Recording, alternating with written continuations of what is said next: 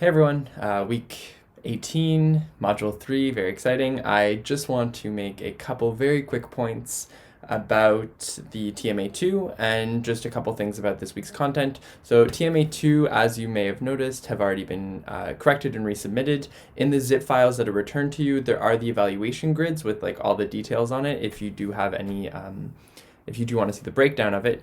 There was a quite big disparity between the grades and the quality of the work. I just want to remind you that because this isn't a brick uni, normally in brick unis you would at the end of a module present your concept, so you would have maybe a 15 or 20-minute presentation of whatever you've produced, and during that time you would give the idea, how it developed, how you prototyped it, what kind of ideas led to it, and then finally your final design. And so really the compendium is giving you the opportunity to do that and demonstrate the entire process that you've done, because we can't be in studio together, because we don't have those presentations. And so think of it in that way. So I, to be able to give you the best grade possible, need to be able to see every step that you've gone through, which means that you need to document everything that you've done. You need to produce a lot of photos. You need to be working on this, throughout the module, and you need to be showing each step and how you've led to it. And some of the ways, one of the people in our group got, I think the highest grade is a 95 or a 96.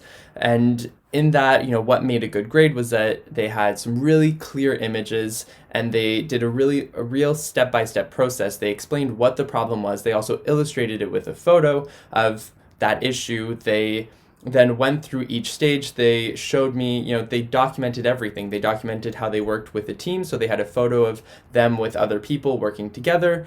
They had some photos from the actual work group and what came out of that. Then they had some extra details for some different ideas, and then they came out with a final prototype or a final concept for prototyping.